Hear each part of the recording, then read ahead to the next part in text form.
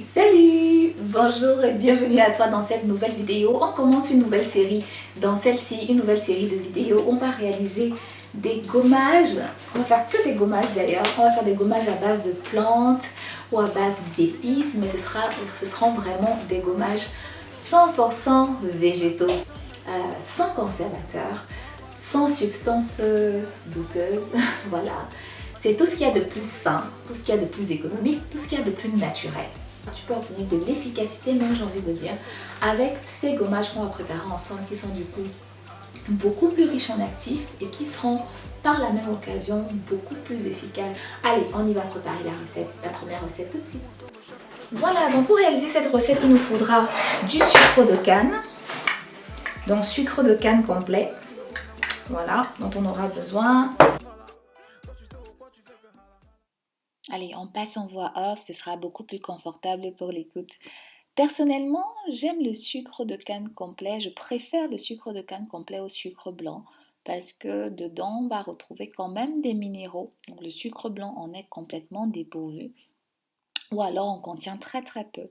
Le sucre de canne complet va être plus riche et c'est pas seulement bon à manger, c'est-à-dire que pour la peau aussi, on va pouvoir bénéficier des minéraux qui sont contenus dedans. Ensuite, au sucre de canne, on va rajouter de la poudre de cacao, c'est de la poudre de fèves de cacao qui contient du magnésium, du zinc, des antioxydants et qui seront du coup bons pour la peau également. Ensuite, à cela, on va rajouter du beurre de cacao riche en antioxydants qui va apporter des propriétés nourrissantes à la préparation et qui aussi contient de la théobromine qui contribue notamment à combattre la cellulite. Pour préparer notre recette, du coup, on mélange l'équivalent d'une cuillère à soupe de poudre de cacao au sucre. Donc j'ai mis l'équivalent de 6 cuillères à soupe de sucre. Bien sûr, on peut rajouter un peu plus de poudre de cacao si tu préfères un côté vraiment bien gourmand, bien chocolaté, etc. Donc tu peux rajouter de la poudre de cacao pour obtenir aussi au final un gommage qui va être plus crémeux. Voilà, donc on mélange bien les deux. Ensuite, on rajoute un petit peu d'huile de coco. Donc pas trop, donc ce sera à voir en fonction de ce que tu préfères. Mais on peut mettre l'équivalent de d'une à 2 cuillères à soupe maximum d'huile de coco vierge de préférence qui n'est pas désodorisée et qui va aussi apporter sa saveur gourmande à cette préparation.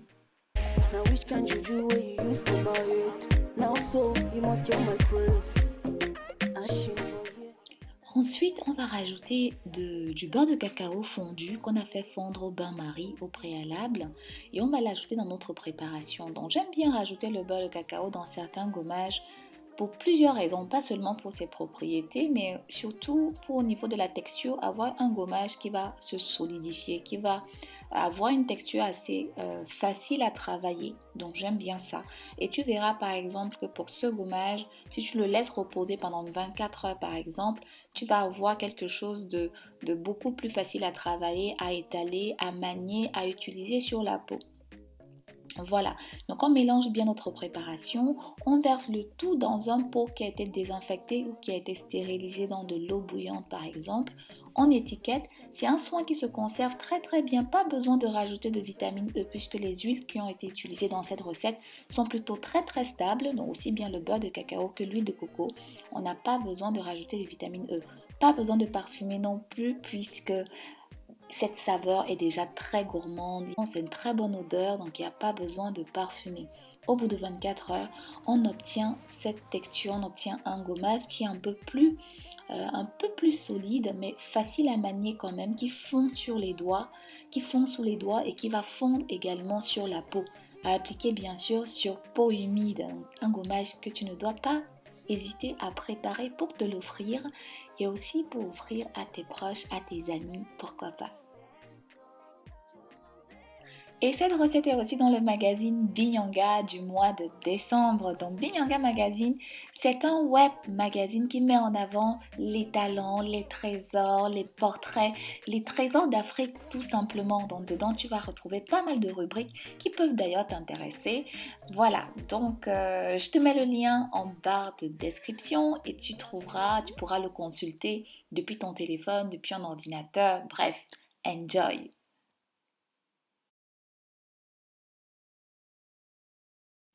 Le deuxième gommage que je vais te présenter est un gommage que j'adore. Ça fait partie du top 3 de mes gommages préférés. C'est un gommage 2 en 1 parce qu'il agit aussi bien sur le corps que sur l'esprit. Donc ça va vraiment faire du bien. Donc je l'appelle très souvent le gommage bien-être. Il va apaiser le mental. Et ça, tu verras, pas besoin d'une tonne d'ingrédients. Donc on va utiliser 3 ingrédients basiques. Pour ça, on a besoin du sel d'Epsom. Le sel d'Epsom a plusieurs avantages d'ailleurs, puisque si tu ne supportes pas le sucre ou le sel et que tu trouves encore trop agressif pour ta peau, le sel d'Epsom, ce sera du coup l'ingrédient à utiliser comme base dans ton gommage parce qu'il est tellement doux au contact de la peau. On peut même l'utiliser sur le visage. Donc ce gommage d'ailleurs, au départ, j'utilisais uniquement comme gommage facial, mais tu verras, comme je te dirai plus loin, qu'on peut l'utiliser aussi autrement. Donc, au sel d'Epsom, on va rajouter de la fleur de lavande, des fleurs de lavande mixées. Donc moi, je mets de la poudre de fleurs de lavande que je mixe moi-même, bien sûr, depuis un petit blender. Et voilà, donc pas en rajouter une tonne. Donc l'équivalent ici, j'en mis, on va dire, l'équivalent d'une grosse cuillère à café. Donc la lavande peut être en détente si on en met en très grande dose. Je te mettrai en bas de description le lien vers l'article avec les propriétés relaxantes, apaisantes de la lavande sur le corps et sur l'esprit. Alors, donc je mets de la fleur de lavande mixée, mais si tu n'as pas des fleurs de lavande, c'est pas grave, ce que tu peux mettre de l'huile essentielle de lavande si tu viens en Europe. Ou encore, voilà, si tu vis en Europe, enfin bref, en Occident, c'est une huile essentielle que tu vas retrouver assez facilement. Mais en tout cas, les fleurs de lavande, moi je préfère parce que la poudre va aussi apporter le côté gourmand, lui aussi, elle aussi. Voilà. Et à cela, on rajoute l'argile violette. Mais vraiment, je t'ai dit, ce gommage, c'est la magie, comme on dit chez moi, parce que dedans, même l'argile violette, elle a des propriétés anti-inflammatoires, elle est cicatrisante et en plus, de par sa couleur, elle a de réels bénéfices en chromothérapie. D'ailleurs, c'est une couleur qui apaise l'esprit, qui apaise le mental. Voilà, on va pouvoir bénéficier de ces propriétés. Donc une fois qu'on a mélangé ces 2 ingrédients, on rajoute un petit peu d'huile. Donc ça peut être vraiment de l'huile, il n'y a pas de quantité précise. On rajoute en fonction en fait du résultat qu'on va obtenir. Si tu trouves, tu peux rajouter au fur et à mesure, tu mélanges, tu rajoutes de l'huile au fur et à mesure jusqu'à obtenir en fait la consistance qui te plaît, qui te convient. Tu vois, il n'y a pas de recette formatée, précise, etc. Donc voilà, et si j'ai mis du macérat huileux de camomille, c'est un macérat que j'adore, ça fait tellement de bien, c'est apaisant, c'est son odeur, personnellement, je la trouve divine.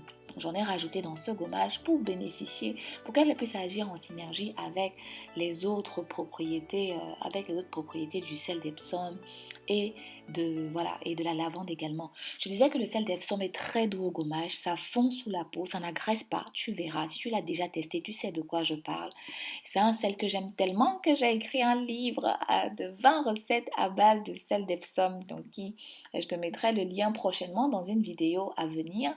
En tout cas, voilà, on obtient ce gommage-ci à utiliser non seulement sur le visage, parce que comme je t'ai dit, il est très doux, ça apaise. Donc, tu peux l'utiliser en gommage sur le visage en fermant les yeux, s'il te plaît. C'est obligatoire, c'est impératif. En fermant les yeux, tu te masses longuement le visage pendant au moins 5 minutes.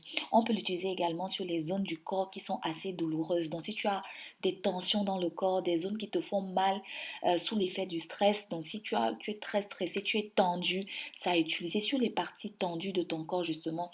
Le sel d'Epsom a ce pouvoir-là de décontracter les muscles, de soulager, d'apaiser et de détendre.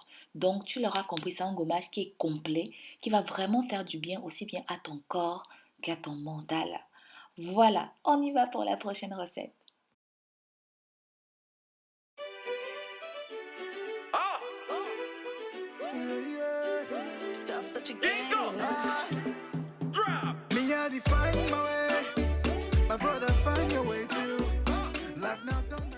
Et la prochaine recette est une recette de gommage revivifiant au tiayo. Le tiayo, c'est pas n'importe quelle plante, c'est une institution au Bénin.